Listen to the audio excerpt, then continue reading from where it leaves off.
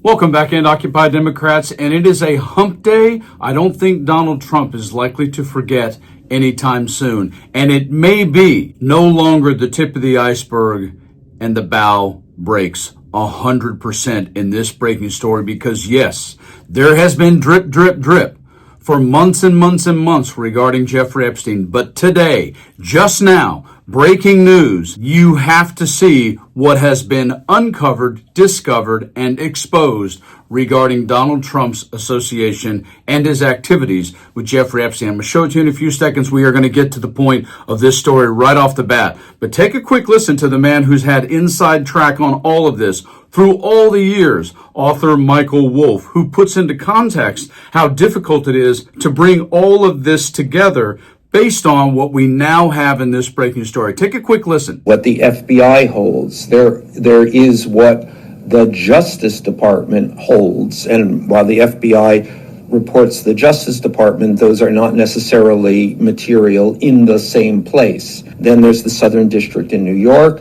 and then there is the Florida District. There is in potentially throughout other parts of the government and what they know about Jeffrey Epstein. You see, this is in all different places, different pieces on a chessboard all over the country. More of this. Including the financial investigations that have at various times begun about Epstein and his business endeavors and business relationships, and plus there is on the local level. He was actually convicted in Florida state court, not in federal court. So this is just spread far and wide, and it will be sort of up to Congress to kind of define what they're looking for. If an investigation actually begins, if hearings actually happen, then that's the question. Where is this? Right. What are they? Right. How do we define this information about this guy? And so in this breaking story, listen to Caitlin Collins run it down of the emails that they just exposed on Trump in terms of Ghislaine Maxwell and Jeffrey Epstein literally discussing Trump's involvement and what to do in the 2015-16 election on top of it all. Right here, breaking. These are emails that show Jeffrey Epstein mentioning Donald Trump by name multiple times in private correspondence that he had with people, including Ghislaine Maxwell, obviously his longtime associate and accomplice, and also the author Michael Wolff, in a time span of about the last 15 years or so in these emails. And in one of them, Jeffrey Epstein says, this is one from April 2nd, 2011, and in this email, Jeffrey Epstein writes to Ghislaine Maxwell and says, quote, "I want you to realize that the dog that hasn't barked is Trump. There's a name that's redacted, which the House Oversight Committee has said is a victim of Jeffrey Epstein's. Obviously, we have not been able to independently confirm that because her name is redacted from this email. But they say redacted spent hours at my house with him. He has never once been mentioned. Police chief, etc. I'm 75% there." Ghislaine Maxwell responds to that email, John, and says, quote, "I have been thinking about that." Now, there's no context for that message in this release of what we're getting. Obviously, this was a time span, and this was about 3 years after Jeffrey Epstein had accepted what is now known as that sweetheart deal that only got him a few months in prison, and something that came under a ton of scrutiny during Donald Trump's first term in office because of his then Labor Secretary, Alex Acosta, who helped negotiate that plea deal, that sweetheart deal, for Jeffrey Epstein at the time. And so that's the context of this. Came about 3 years after he had negotiated that plea deal, John. Now, these are coming out from the House Oversight Committee. They had issued a bipartisan subpoena to Jeffrey Epstein's estate, John, as you know, earlier this year.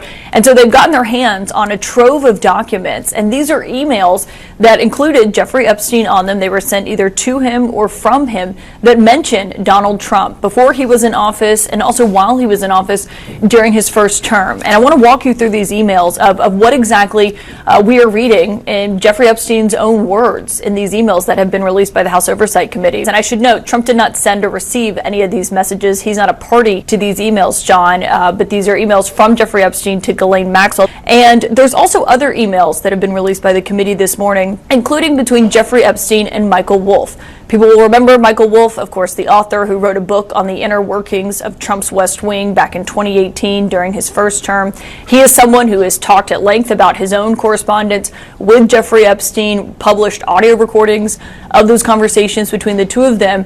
And in another email, and this seems to be a reference to Donald Trump saying that he kicked Jeffrey Epstein out of his Mar-a-Lago club, and Jeffrey Epstein writes to Michael Wolff and says, quote, "Trump said he asked me to resign." And he adds, John, "never a member ever. Of course, he knew about the girls as he asked Ghislaine to stop." Now, again, we don't have the context of this email, but John, that comes as in recent months, we've heard President Trump himself and the White House say that Jeffrey Epstein was kicked out of Mar-a-Lago for being a creep. And Trump himself told reporters on Air Force One that he was trying to poach women, he and Ghislaine Maxwell, from the Mar-a-Lago spa. And that was why they had such a falling out, and why he ultimately asked Jeffrey Epstein to leave the Mar-a-Lago club. Now, there's also a third email in here, John, and this is, again, in regards to Jeffrey Epstein and Michael Wolff. And Michael Wolff emails Jeffrey Epstein, and this is back in December 15th, 2015, so the height of the 2016 campaign, just to put that in perspective for you. And it was the day of a CNN Republican primary debate. And Michael Wolff says, quote, "I hear that CNN is planning to ask Trump tonight about his relationship with you, either on air or in a scrum afterwards." And Epstein wrote, "If we were able to craft an answer for him, what do you think it should be?" Michael Wolff responded at length, John. I'll summarize it, but he said in regards to Trump, "I think if he says he hasn't been on the plane or to the House, then that gives you a valuable PR and political currency. It generates a positive benefit for you. Or if it really looks like he could win, you could save him generating a debt." Now, I'll note, John, we looked at the transcript of that CNN debate from December 2015. There's no mention of Jeffrey Epstein in there. And of course, as I mentioned, Donald Trump himself is not a party to these emails. But what this shows is Jeffrey Epstein mentioning Donald Trump by name multiple times at a moment here in Washington when their relationship has come under incredibly intense scrutiny, John. There is nothing else to say, but the fact that Adelita Grijalva is about to be sworn in today because the Republicans wanted to end the shutdown so bad, and now that there's going to be a vote in the House, which they can win because of Boebert and Marjorie Taylor Greene and a couple of other House people that are going to vote for it, this is all going to get coalesced, codified, and it's going to come out, and this is the beginning of the end. Like and share the video, subscribe to the channel, and you guys, stay frosty.